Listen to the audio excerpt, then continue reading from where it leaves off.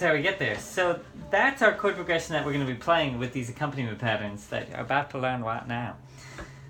So our accompaniment pattern is kind of like a drum beat in a way. It kind of keeps the song going, keeps the song moving around. If you see how instead of just playing a chord once or just playing a chord, we can kind of play the chord over and over to make some rhythm to the song.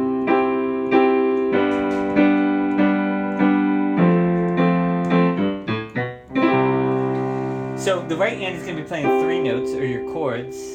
So when it says C down on the bottom at chord progression, C is a full C chord, G is a full G chord, F is a full F chord.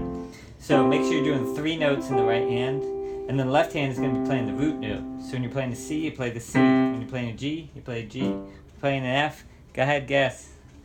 You got it, right? I'm waiting for it. Wait for it. Yes. E. Just kidding. Now, when you play an F, you play an F.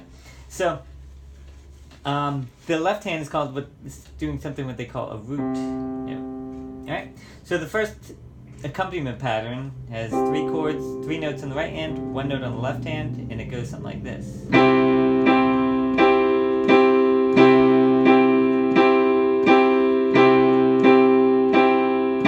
We'll call that both right, right, right, both right, right, right. Because we're doing both hands and then 3 rights. Both right, right, right. So go ahead and pause the video and try to figure that out. Here's number 2. Number 2 is going to be 2 left hand notes. Both right, both right, both right, both right.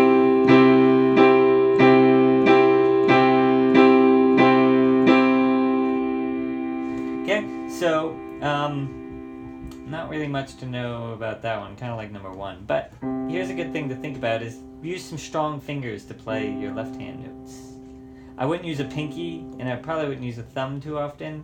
The 3 middle fingers are your stronger fingers. See how we point down? So I would use a 3rd finger, even when you're moving later on. Anyway, here's number 3. It's both right, right, both.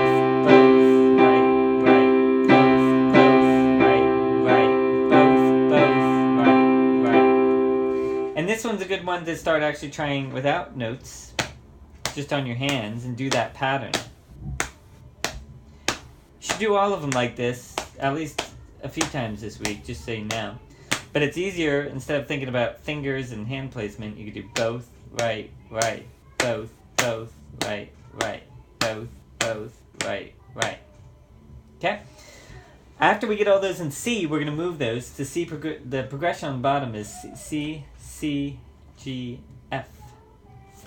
So we do C, 2, 3, 4, C, 2, 3, 4, G, 2, 3, 4, F, 2, 3, and then right back to C without stopping.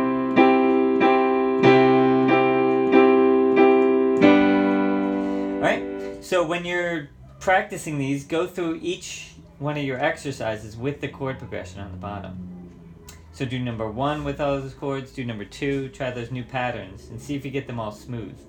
The goal is to be playing with the practice session, so make sure you go to the next video, and if you can't play with the practice session, then you can't do it. Alright? Good luck.